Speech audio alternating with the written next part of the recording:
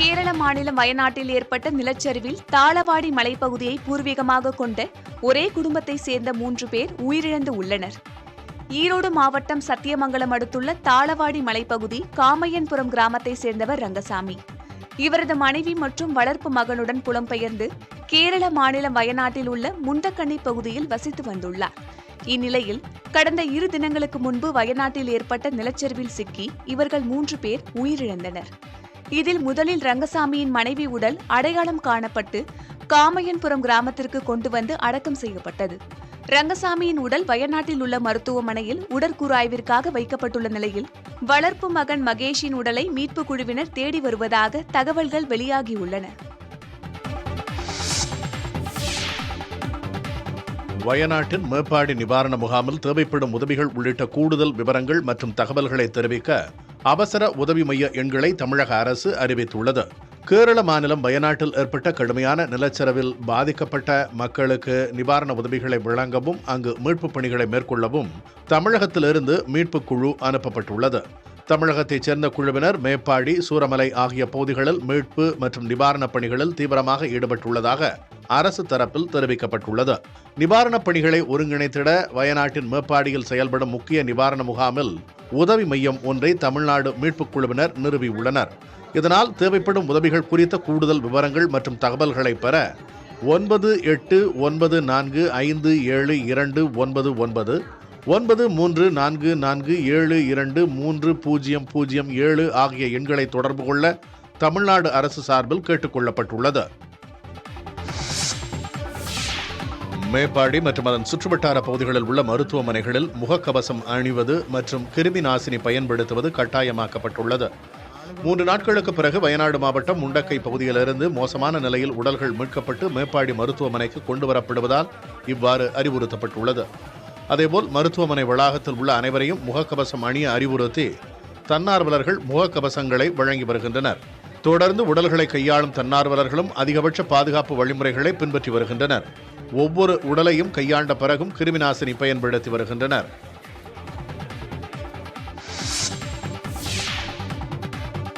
இலங்கை கடற்படையின் ரோந்து படகு மோதி உயிரிழந்த மீனவரின் உடலை தாயகம் கொண்டுவர நடவடிக்கை வேண்டும் என மத்திய அமைச்சர் ஜெய்சங்கருக்கு முதலமைச்சர் மு க ஸ்டாலின் கடிதம் எழுதியுள்ளார். தமிழ்நாட்டைச் சேர்ந்த 4 மீனவர்கள் நெடுந்தீவு அருகே மீன்பிடித்துக் கொண்டிருந்தபோது இலங்கை கடற்படையினரின் ரோந்து படகு மோதியதில் நீரில் மூழ்கி மலைச்சாமி என்பவர் உயிரிழந்தார். மேலும் 2 காயமடைந்த நிலையில் ஒரு மீனவரை காணவில்லை.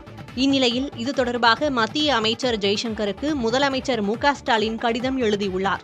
அதில் உயிரிழந்த மீனவரின் உடலை உடனடியாக தாயகம் கொண்டுவரவும், காயமடைந்த மீனவர்களுக்கு மருத்துவ உதவிகளை வழங்கவும் தூதரக ரீதியிலான நடவடிக்கைகளை மேற்கொள்ளுமாறு கேட்டுக் கொண்டுள்ளார். மிக விரைவில் மீனவர்களை தமிழகத்திற்கு அழைத்து வருவதற்கான நடவடிக்கையையும் எடுக்க முதல்வர் கோரிக்கை வைத்துள்ளார். கடும் பொருளாதார நெருக்கடியில் இருப்பதால் மாஞ்சோலை தேயிலை தோட்டத்தை எடுத்து நடத்துவது சாத்தியமற்றது என உயர்நீதிமன்ற மதுரை கிளையில் டான்டி நிர்வாகம் தெரிவித்துள்ளது. மாஞ்சோலை தேயிலை தோட்ட விவகாரம் தொடர்பான வழக்கு நீதிபதிகள் சுரேஷ்குமார், அருள்முருகன் அமர்வு முன்பாக மீண்டும் விசாரணைக்கு வந்தது. அப்போது டான்டி நிர்வாகம் தரப்பில் அறிக்கை தாக்கல் செய்யப்பட்டது.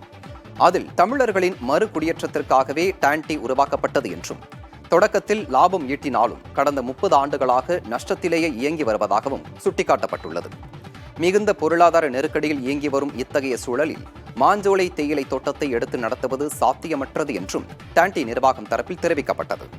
இதையடுத்து டான்டி நிர்வாகம் ஏற்கனவே நிதி நெருக்கடியில் உள்ள நிலையில் அவர்களை கட்டாயப்படுத்துவது இயலாது என கருத்து தெரிவித்த நீதிபதிகள், இந்த வழக்கில் மனுதாரர்கள் பலரும் தங்கள் தரப்பு வாதங்களை முன்வைக்க விரும்புவதால் வழக்கை விரிவான விசாரணைக்காக ஆகஸ்ட் 7ஆம் தேதிக்கு ஒத்திவைத்தனர்.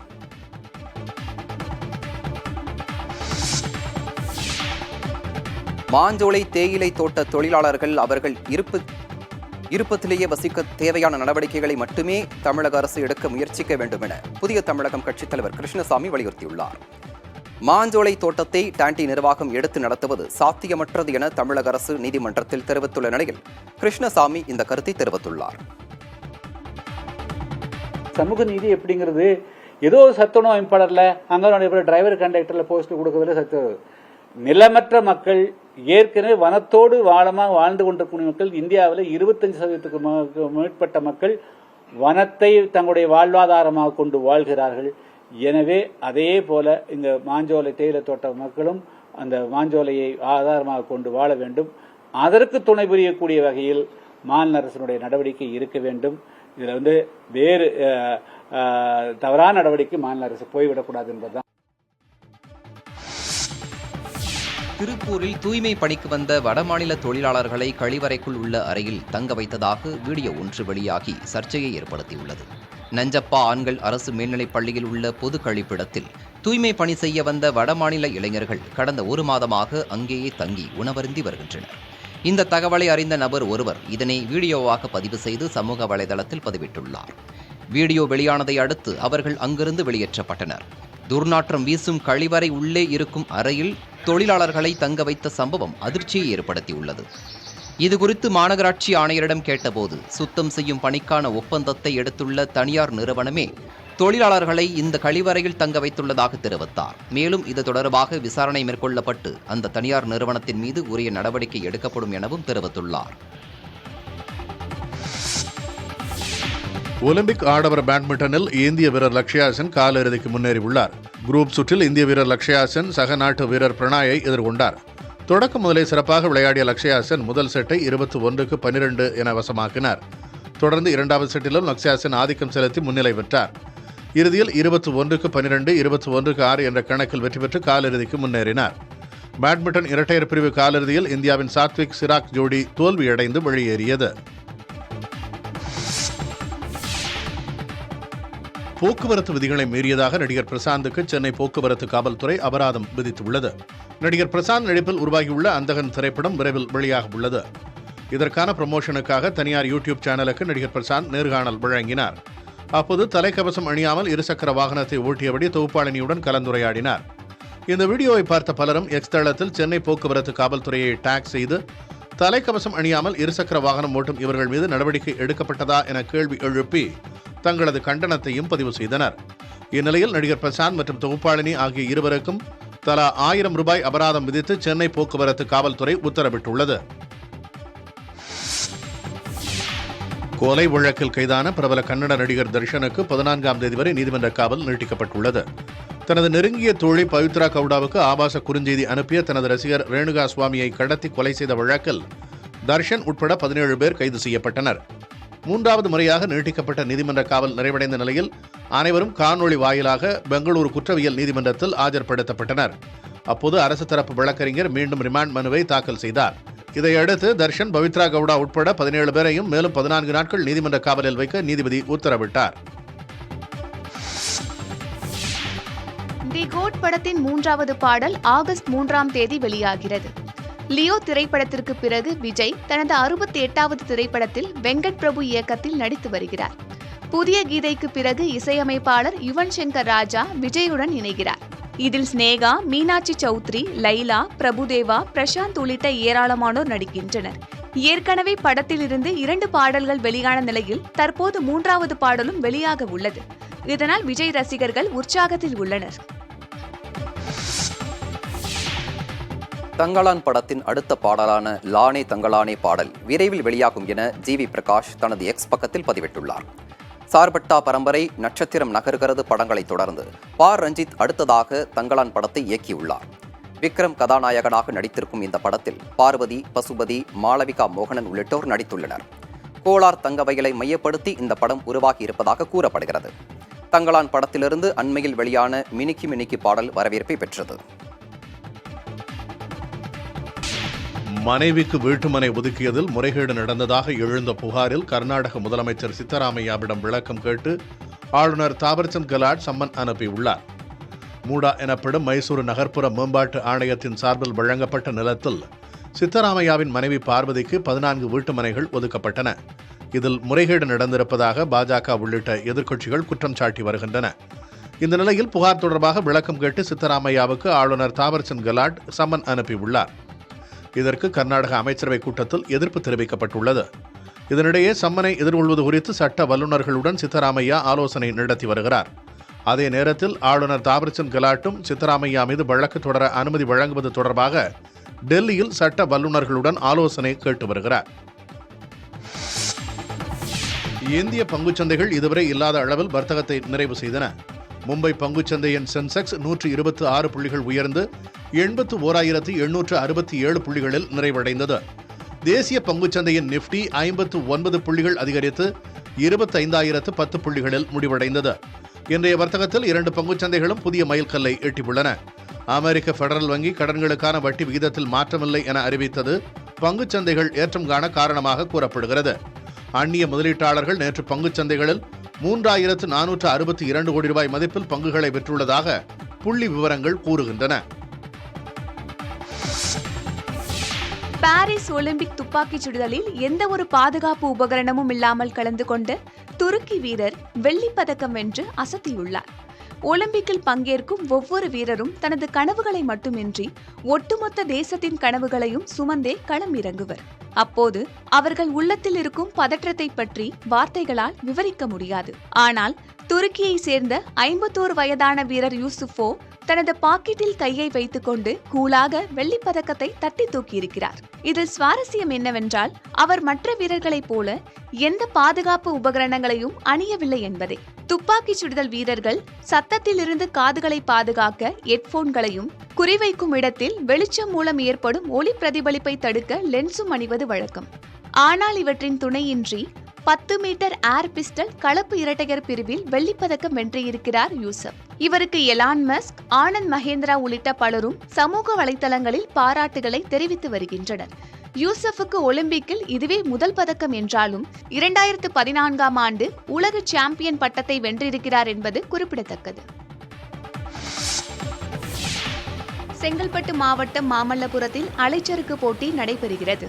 சர்வதேச அலைச்சறுக்கு போட்டியில் 10 ஆண்கள் 5 பெண்களை தேர்வு செய்வதற்கான தேசிய அளவிலான தகுதி போட்டிகள் மாமல்லபுரத்தில் நடைபெற்று வருகிறது. இதில் பங்கேற்பதற்காக கேரளா, கோவா, புதுச்சேரி, ராஜஸ்தான் உள்ளிட்ட பல்வேறு மாநிலங்களில் இருந்து 100க்கும் மேற்பட்ட அலைச்சறுக்கு வீரர்கள் பங்கேற்றனர்.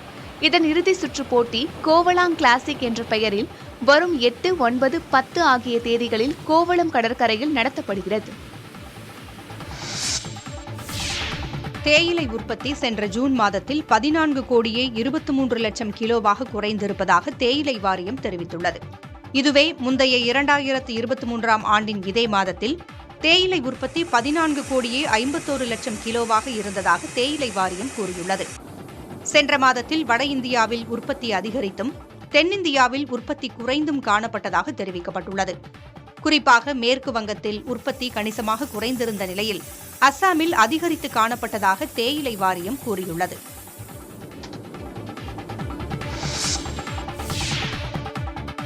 கேரள மாநிலம் வயநாட்டில் ஏற்பட்டுள்ள நிலச்சரிவில் சிக்கி பாதிப்புக்குள்ளானோருக்கு உதவ மலையாள நடிகர்கள் உதவிக்கரம் நீட்டியுள்ளனர்.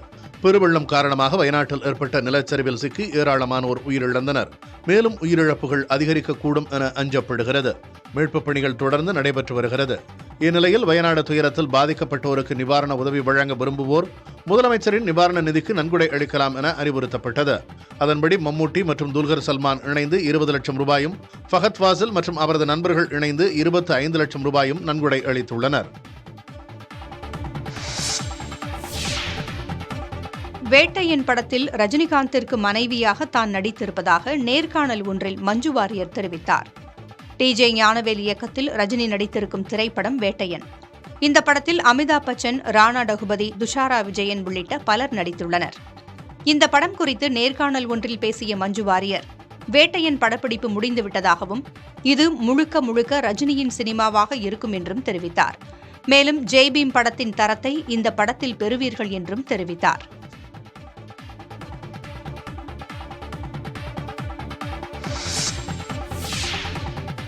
நிலவுக்கு என்மேல் என்னடி கோபம் படத்தின் முதல் பாடலை தனுஷ் பாடியுள்ளதாக இசையமைப்பாளர் ஜி.வி. பிரகாஷ் எக்ஸ் தளத்தில் பதிவிட்டுள்ளார்.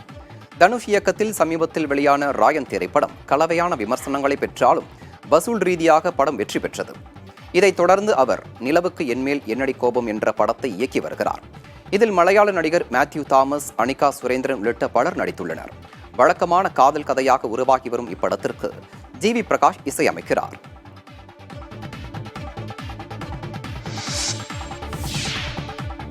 நெட்ஃபிளிக்ஸில் வெளியாகி மிகுந்த வரவேற்பை பெற்ற ஸ்குவிட் கேம் வெப் சீரிஸின் 2வது பாகம் டிசம்பர் 26ஆம் தேதி வெளியாகிறது.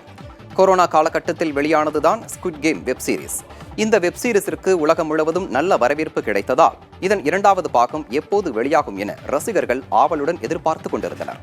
இந்நிலையில் டிசம்பர் 26ஆம் தேதி 2வது பாகமும் 2025ஆம் ஆண்டு கடைசி பாகமும் வெளியாகும் என நெட்ஃபிளிக்ஸ் தரப்பில் அறிவிக்கப்பட்டுள்ளது.